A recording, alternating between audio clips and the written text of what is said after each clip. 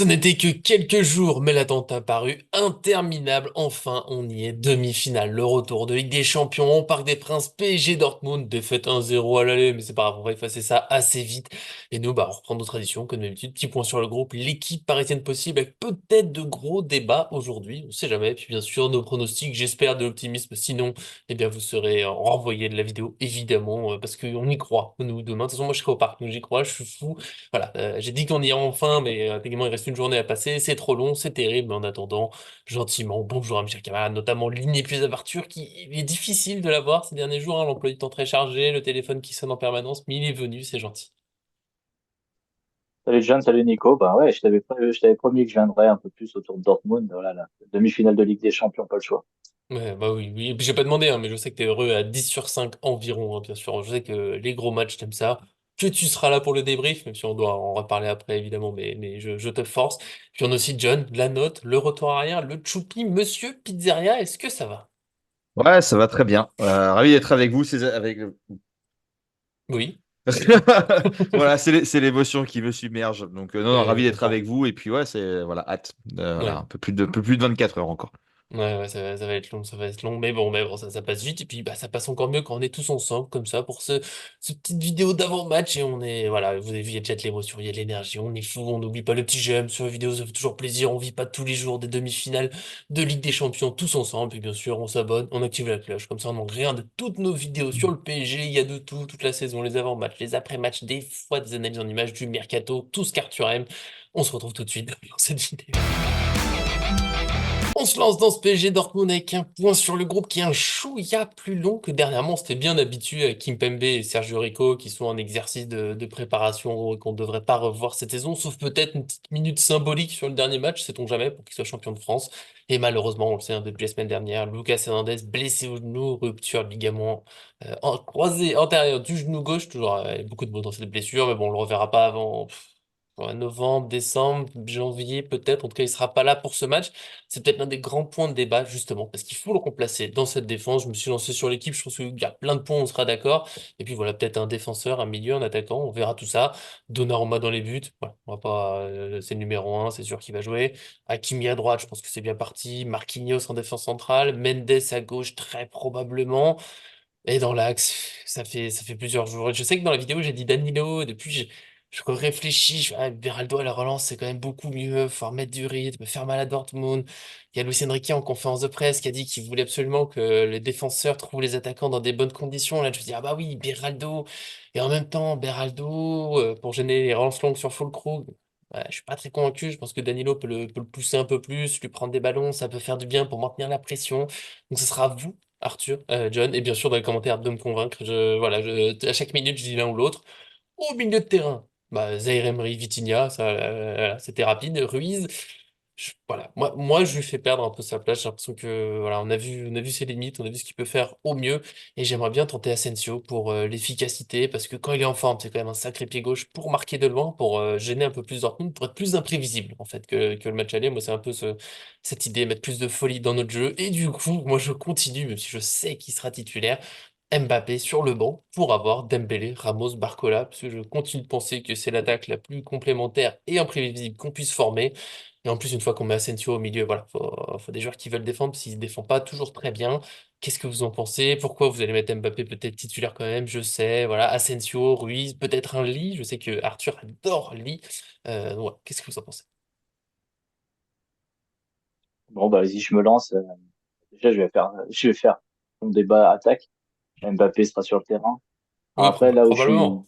d'accord avec toi, c'est que je mettrais Barcola sur le banc. Pas une punition, hein, mais je mettrais Barcola pour mettre Ramos en début de match et puis privilégier plutôt Barcola sur une rentrée en jeu quand tous les Adeyemi et Sancho, tout ça, ils sont bien épuisés. Tu mets un Barcola, je pense que ça peut faire très très mal.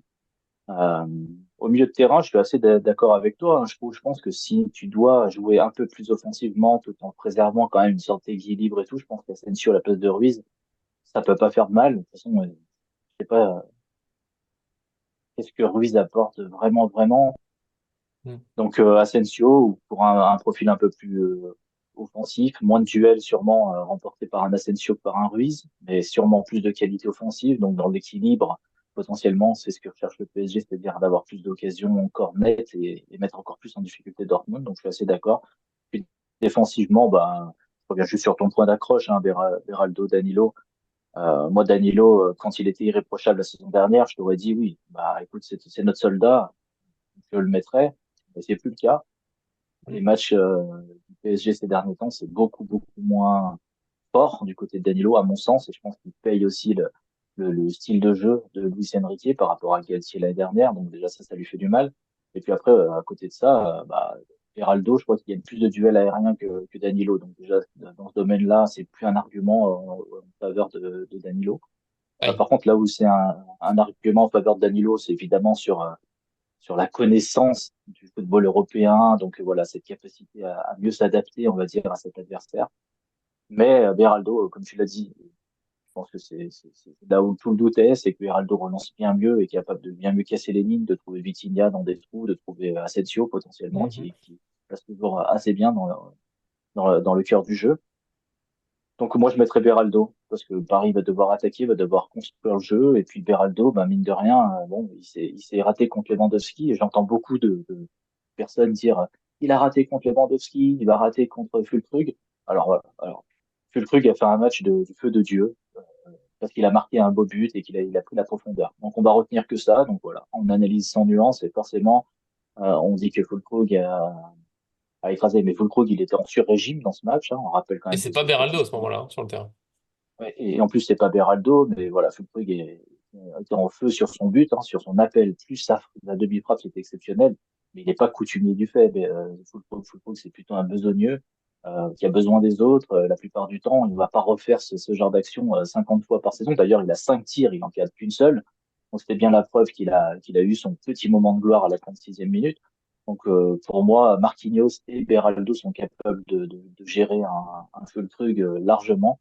Voilà, la capacité du PSG résidera plus on va dire, à contrer Sancho. Donc, ce côté, le couloir Barcola, Nuno Mendes au match aller, puis peut-être là Mbappé, Asensio, Nuno Mendes pour contrer Sancho. Et surtout, bah, réussir à passer à Adeyemi une fois de temps en temps. Comme ça permettra aussi de le faire encore plus défendre et encore plus en difficulté. Pour moi, les clés sont plutôt là, c'est-à-dire voilà, Vitinha ou Ranzaïr Emery qui bloquent Brandt. Et après, bah, les côtés avec Adeyemi et Sancho à faire mieux qu'à l'aller. Mais Paris, voilà, on sent un match moyen à l'aller contre un gros Dortmund méritait le nul à mon sens. Donc je vois un Paris qui est capable Oh largement. là, le prono c'est après. Oh là, oh là, oh Moi, là. tu sais, moi je fais Tu fais tout tout, d'un donc coup. bah oui, c'est la formule complète. D'ailleurs, John, Ouais, c'est ça. est-ce que t'as été La pizza convaincu? 4 fromages. Ah, bah, bien sûr, bah, évidemment. Salade tomate oignon. Mais Écoutez, on reparle nourriture encore après, chaque chose dans son temps. les amis, ça va être le feu au parc, ça va être complètement dingue. À tel point qu'apparemment, il y aurait des négociations entre les supporters et Hmm. l'administration pas, du PSG pour pouvoir envahir le terrain en cas de victoire et de qualification du Paris Saint-Germain. Donc, Nico, tu as une chance incroyable de pouvoir Mhm. être au parc demain. N'hésitez pas à regarder, hein, je pense qu'on postera des vidéos live TikTok, Instagram, etc. Donc, Au n'hésitez pas à maximum. nous suivre. Exactement. Donc, essayez de nous suivre sur les réseaux sociaux. Voilà, il y aura peut-être une petite vidéo débrief aussi directement après match sur sur le compte TikTok. Voilà. Moi, personnellement, j'y crois. Même s'il faut respecter Dortmund à 100%, parce que tout le parcours qu'ils ont fait, que ça soit en poule ou arrivé jusqu'à la demi-finale, ils l'ont absolument pas volé. Maintenant, on n'a qu'un but de différence à rattraper et ce n'est rien. Et en fait, quand tu regardes les expected goals au match aller, on était au-dessus de Dortmund. C'est juste qu'on n'a pas été efficace. Voilà. Donc, je pense que le tout avec un PSG nul qui a raté son match et qui était peut-être à 40% ou 30% de ses capacités, même un PSG à 80% saura faire la différence. Attention aussi, le coach allemand a clairement dit qu'ils n'allaient pas se cacher et qu'ils seraient offensifs sur cette rencontre parce que je pense qu'ils veulent plier le match et pas être dans le doute. Donc, on s'attend à un jeu défensivement et j'espère, enfin, à un jeu offensif et j'espère qu'ils joueront un jeu offensif car ça va donner du spectacle. Et attention parce que si le PSG arrive à mettre le premier but, bah, Dortmund va commencer à jouer plus haut et c'est là que ça peut créer des espaces et puis à nous d'inverser la tendance. Voilà, c'est la petite intro. Maintenant, Mhm. passons à la composition. Donnarumma, effectivement, hein, qui nous a encore fait un bon match à l'aller et qui a quand même sauvé des buts potentiels. Hakimi, Marquinhos et moi je mets Danilo parce que Bah, Danilo, mine de rien, sur les coups de pied arrêtés, c'est un rock. Il est très solide avec la tête. Offensivement, il peut aussi nous aider, hein. Il sait mettre des buts, donc c'est pas non plus, c'est pas sa grande spécialité, mais c'est pas impossible. Et Beraldo, moi j'aime beaucoup aussi, et c'est vrai que ça se pose aussi la question parce que bonne qualité de relance et tout ça, mais je pense que Beraldo, là, il est arrivé il y a pas très longtemps, il a quand même besoin d'avoir un peu d'adaptation, et c'est peut-être pas forcément lui rendre service. Et puis la charnière Marquinhos-Danilo. Bah, elle marche plutôt bien. C'est des mecs qui se connaissent et les automatismes sont, à mon sens, beaucoup plus présents entre ces deux hommes. Voilà. Et puis on aura un profil qui sera peut-être un peu plus bagarreur, on va dire, dans les duels aériens, un autre qui saura courir un peu plus vite. Donc c'est plutôt complémentaire sur ce niveau-là. Mendes, alors Mendes, j'ai quand même un doute, hein, parce que autant la semaine dernière, on entendait qu'il était incertain et on a vu qu'il n'était pas du tout à son niveau. Là, j'ai pas eu l'impression de voir quoi que ce soit sortir, donc j'ai pas vu l'entraînement non plus, mais il avait l'air, j'ai eu des vidéos où il avait l'air d'être un peu en jambes sur, je crois qu'il a foutu un but, je sais plus, dans l'entraînement, un truc comme ça, donc ça a l'air d'aller. Moi, je croise les doigts pour demain. Et après, au milieu, c'est compliqué. Moi, j'ai mis Vitinha effectivement en 6 parce que malgré tout, bah, il semble indéboulonnable à ce poste-là Mm. pour le moment. Emery, alors Emery, bon, moi j'espère qu'il sera en meilleure forme que la semaine dernière parce que Emery, j'ai l'impression que il est un peu fatigué, qu'il n'a jamais été 100% remis de sa blessure. Il y a un moment, il revenait bien. Et puis, en fait, il y a un petit plafond de verre, j'ai l'impression. Donc, je me demande s'il ne faut pas un peu le reposer. Voilà, là, c'est peut-être pas sur ce match-là. Mais Emery, en tout cas, bon, on peut le mettre en tant que titulaire. Mais s'il donne pas satisfaction et qu'on a du mal un peu à le trouver, je pense qu'il faut rapidement voilà, prendre des dispositions. Euh, j'ai mis Lee, moi, en tant que Mm. sur la feuille de départ, et Asensio aussi. Mais Asensio, je le vois peut-être plus. Alors, Lee, il bouge beaucoup, il presse, il fait des choses, voilà, il est un peu énervé, mais je pense que c'est mieux de mettre ce type de personnage-là au début pour essayer vraiment de quadriller un peu et mettre la pression à l'adversaire, et puis d'avoir un Asensio sur les 30, 40, sur les 30-35 dernières minutes qui va avoir un jeu et une qualité de passe très importante et pour casser des lignes et envoyer en profondeur les joueurs, soit qui auront toujours du jus, je pense notamment à des joueurs comme Kylian Mbappé ou Dembélé qui, de 0 à 90 minutes, ils ont du jus, ou un Barcola qui arriverait aussi en fin de match et qui permettrait, enfin, qu'on peut lancer dans la profondeur. Et on arrive Ok. du coup voilà, je pense que c'est plutôt en fin de match où il faut lancer en profondeur, nous, nos attaquants de pointe, plutôt qu'en début de match où bon, bah, la partie défensive de Dortmund sera plutôt aux aguets et avec une vitalité à 100%. Et après, pour l'attaque, moi j'ai mis Dembélé, Ramos et Mbappé. Alors Mbappé, on peut ne pas en vouloir. Mbappé, moi je le mets parce que je pense qu'il fera un grand match. Je vais voir un Mbappé des grands soirs, qui montre qu'il mérite son titre au prétendant du Ballon d'Or. J'espère qu'il sera altruiste et qu'il va surtout pas s'entêter dans ses exploits solitaires et individuels et plomber l'équipe, comme on peut voir parfois, il veut absolument tout donner. Et en fait, en voulant tout donner, bah, il pense qu'à lui, à se dire je vais sauver l'équipe, mais en fait, tu sauves personne. Donc, moi, je serais très heureux à la fin de ce match de dire de Kylian Mbappé, mais quel joueur, quel talent. Voilà, c'est tout ce que j'ai envie de dire à la fin de ce match. Donc, voilà. Et puis d'avoir un Ramos qui va être un point de fixation dans la surface adverse. Déjà pour le retour défensif et les coups de pied arrêtés défensifs, mais surtout d'avoir un point de fixation dans la surface adverse qui laissera de la place à des Dembélé, à des Mbappé et à d'autres joueurs pour s'infiltrer. Et puis voilà, quoi. Alors, clairement, Mbappé va très probablement jouer. Moi, je sais que bon, je trouve l'équilibre collectif meilleur sans lui, mais s'il doit jouer, clairement, je préfère que ce soit à gauche ou il change complètement de sa façon de jouer en neuf parce que c'était encore insupportable la semaine dernière. Alors, quand il a plein de profondeur à prendre, c'est génial, mais là, voilà, Dortmund, il est jamais dans la surface et je trouve qu'on est trop prévisible, c'est compliqué. Puis moi, comme tu l'as dit, parce qu'on espère qu'il va tout donner, alors, tout donner, bon, relativement pour lui. Et moi, j'avoue, j'arrive au bout de espérer que sur ce match-là, il va bien vouloir jouer pour l'équipe. Et c'est pour ça que voilà, je préfère que des joueurs d'équipe, des joueurs qui vont faire un vrai pressing tout le temps pour de vrai. Mais je comprends, hein, bien sûr qu'Mbappé va probablement jouer, il va peut-être même possiblement marquer, puis on leur dira qu'il peut gagner le Ballon d'Or avec tout ce que je pense de si bien comme Arthur du Ballon d'Or. Mais oui, c'est l'attaque peut-être la plus probable. C'est vrai que Barcola, en fin de match et tout, ça peut être pas mal. J'aime bien l'idée. Asensio, Limo, c'est marrant parce que je vois le truc complètement l'inverse. Je vois plutôt, tu vois, Asensio au début, parce que sa qualité de pied gauche pour mettre des passes quand il y a justement pas beaucoup de place pour aller trouver un joueur dans la surface, la petite passe clé qui surprend, la frappe de loin, parce qu'il a une vraie belle frappe, il a mis des buts en Ligue des Champions. C'est un joueur qui l'a gagné 3 fois, mine de rien. Donc, tu vois, l'expérience, je pense qu'il peut peut-être plus gérer le tempo de ce match, savoir quand il faut accélérer, allez, tant pis, on garde un peu la balle, on attend. Alors que Lee, que j'adore. Je suis heureux qu'il soit venu et je continue d'espérer qu'il fera des super choses et qu'un jour, tu vois, il s'imposera vraiment. Mais pour le moment, je trouve que sur un match, il fait pas plus de 30 minutes de très haut niveau. Quand il fait les 30 minutes, parce que des fois, il est pas trop là. Mais on l'a jamais, il n'y a pas un match complet, je crois, au PSG. Vraiment complet, tu sais, au tout le long, tu vois, il est quand même très fort. Même 60 minutes, c'est pas facile à trouver. C'est ça que je le vois plus à la fin, s'il faut aller mettre ça sera le changement, tu vois, entre Ugarte et Lee, peut-être les deux, mais tu vois, s'il faut aller mettre de la folie encore, il nous manque un but ou un truc où on sent il y a moyen d'aller tuer Dortmund, tu le fais rentrer, vas-y, il va tout donner, ça c'est sûr. J'adore Lee parce que tu sais qu'il va tout donner. Mais dès le début, voilà, j'ai peur qu'il s'épuise un peu. Si ça tourne pas comme il faut dès le début, j'ai peur, tu vois, quand les mi-temps sont un peu durs pour lui. Mais s'il est titulaire, je serais pas choqué non plus. Et puis Luis Enrique, il a souvent titularisé quand même, donc pourquoi pas.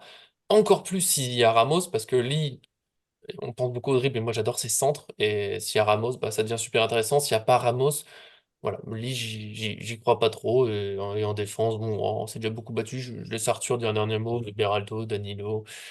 Allez, plutôt Beraldo maintenant. Allez, allez, tu m'as dit qu'il y a plus de duels aériens, ça m'a tout changé. Oui, non, je reviens pas sur Danilo. Je suis assez d'accord avec John aussi. Hein. Je veux dire, je n'insulte pas Danilo avec tout ce qu'il a déjà donné pour Paris. Donc, si c'est Ou s'il joue, on n'est pas Danilo, choqué. ça me- voilà, ça me va. Voilà, il fera un gros match et j'ai aucun doute sur l'investissement de Danilo. Après, pour le milieu de terrain, Ali, bah après, pourquoi pas. Hein. Ali, c'est le choix de la temporisation. Asensio, c'est le choix de l'exécution. J'ai envie de dire.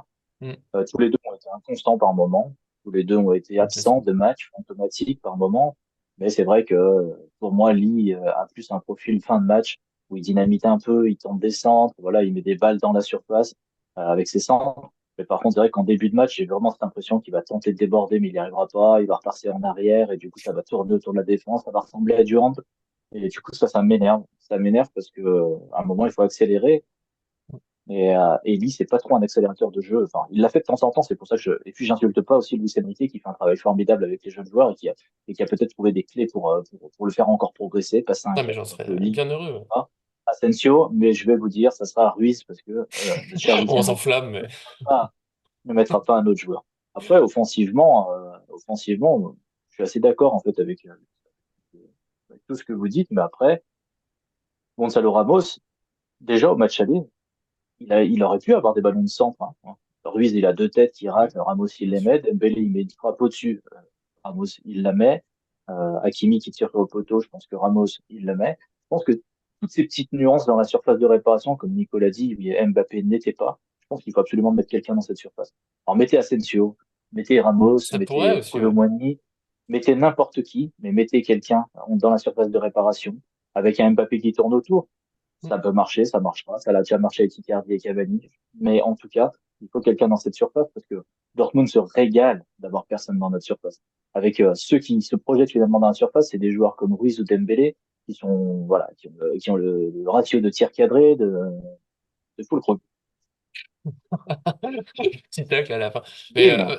ouais, mais John, je te laisse répondre. Mais si Mbappé doit être sur le terrain, clairement, je préfère qu'il soit à gauche et on compense défensivement. Il trouve une façon de faire, mais au centre, non. Juste ça. John, je te laisse répondre à tout ça. Après, on passera au prono, je pense, hein, Ouais, ouais, éventuellement. bah, Lee est effectivement très jeune et en fait j'ai l'impression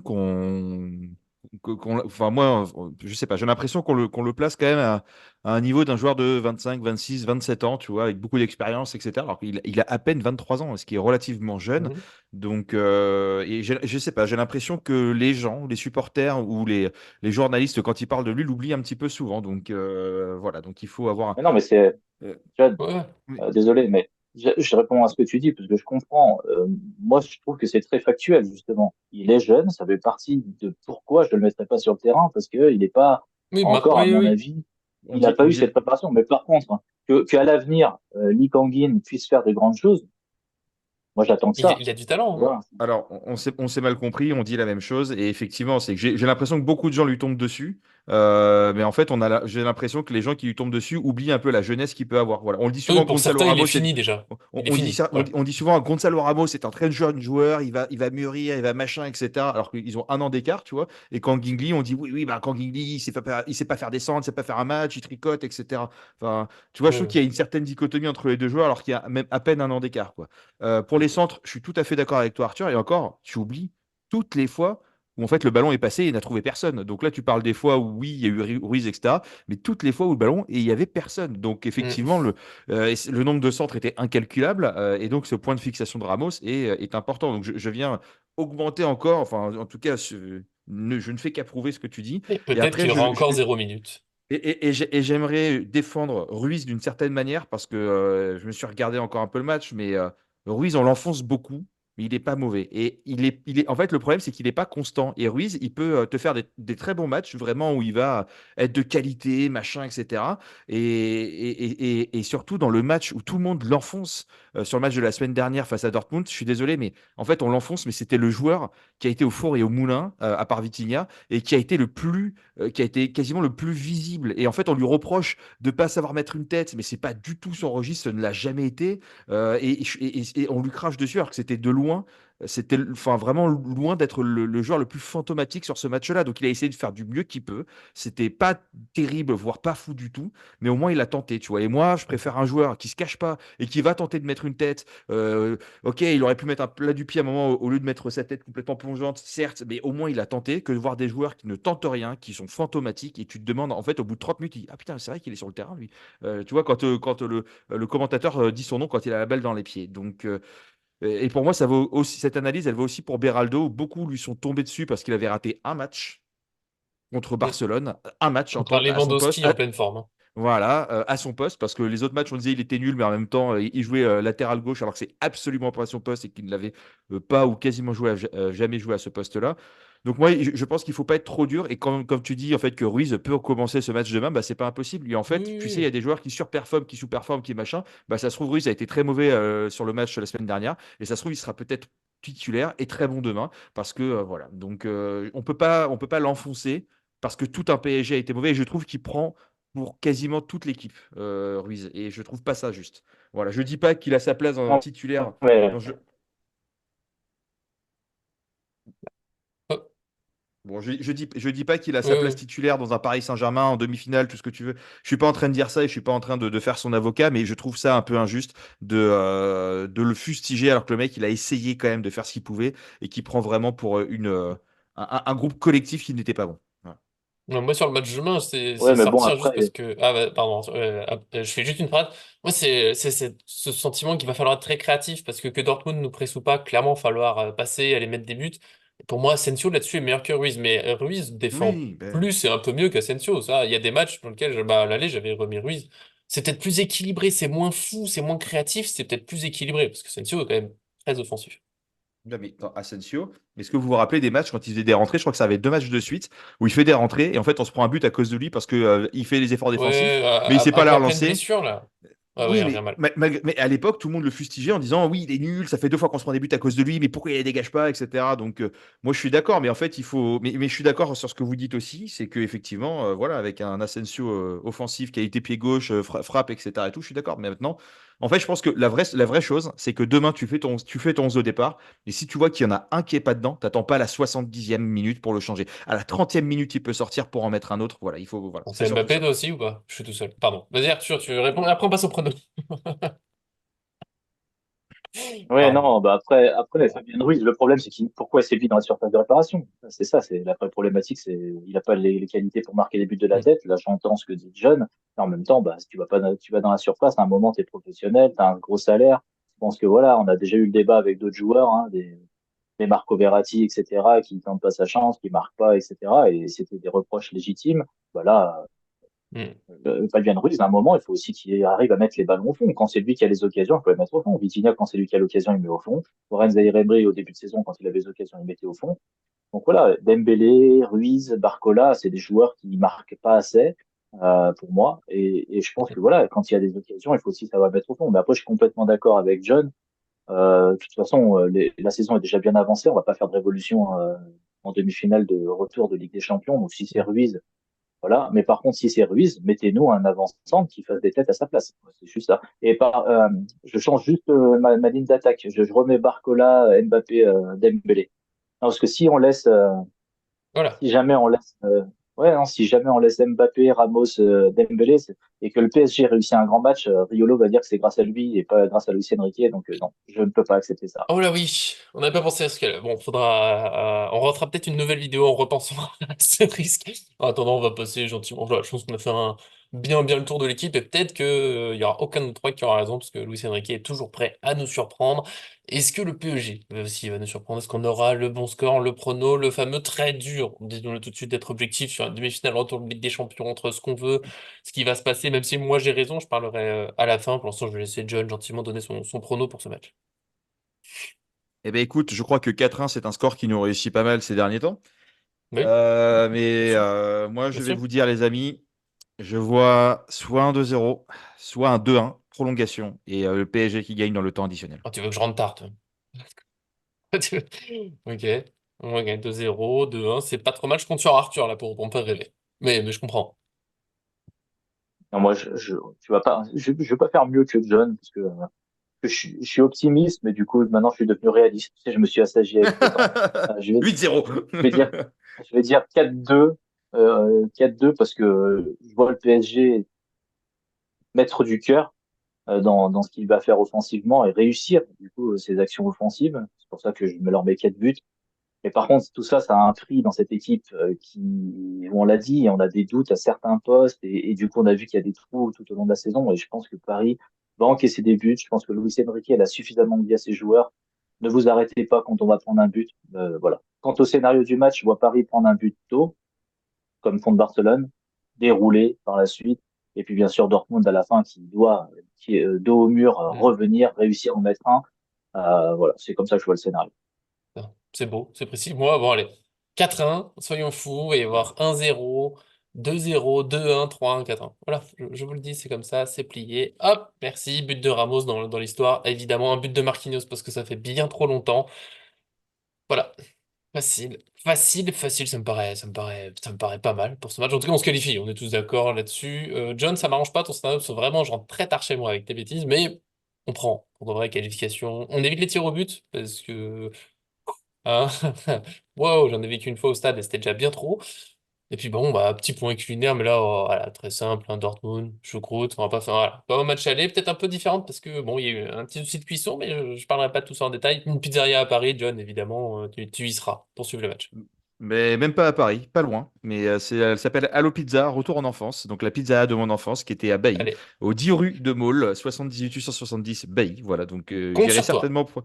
et j'irai certainement là-bas sur place demain S'il pour y en a commander quelqu'un, je une. veux une photo. Donc ouais, franchement, ça serait Allez-y, très très drôle. On va faire l'avant-match depuis le Allo Pizza. Et non.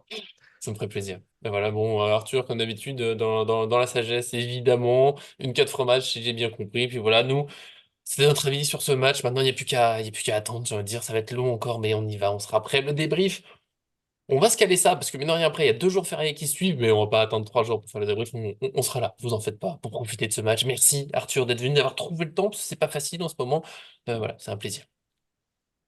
Ah, écoute, merci à vous deux. Et puis maintenant, bah, rendez-vous ce soir, hein, 20h. On va commencer, se préparer, hein, sur le site. Mhm. Et puis après, C'est chauffé pour les l'après-match. Et puis réactions. demain, après-demain, les réactions, le débrief, ça devrait le faire. Ça devrait le Oui. Ah, des belles promesses. J'espère que John aussi, tu seras là. Moi, je donnerai le maximum. Ce sera pas évident à caler, mais on se calera ça, évidemment. Merci en tout cas d'être venu, de pas avoir mentionné une rentrée de Skriniar en fin de match finalement, parce que dans les messages, tu nous avais fait peur, donc c'est un plaisir.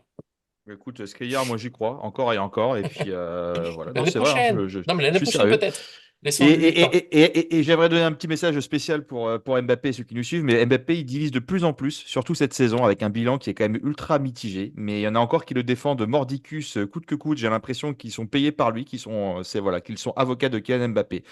Donc pour les gens qui passent leur temps à le mettre au niveau de Dieu, eh ben, très clairement, j'aimerais être de votre côté demain soir. Donc il sera très scruté. Et moi, je vais vous dire que s'il se plante à nouveau, posez-vous des questions quand même. Voilà, je ne remets pas en cause l'athlète ni rien, mais cette saison est quand même particulière avec du haut et du très bas surtout. Donc voilà, moi j'espère voir une grande équipe demain. Voilà. Voilà. Voilà, c'est bien. Et Mbappé, on verra. Moi, oula, Mm. voilà, je vais pas m'embêter le cerveau. Voilà, j'ai déjà bien assez parlé de lui aujourd'hui. Des gros bisous, profitons d'une belle équipe du PSG, on espère une ambiance exceptionnelle, évidemment, j'essaierai de filmer tout ça normalement un peu après la fin du match, une petite vidéo, célébration des buts, parce qu'il y aura des buts de la qualification, enfin voilà, soyez avec nous, et pendant le match, on va essayer un peu TikTok, Instagram, enfin voilà, on va donner le maximum, profitez bien, des gros bisous, merci à tous qui nous suivent, et à très bientôt sur cette chaîne.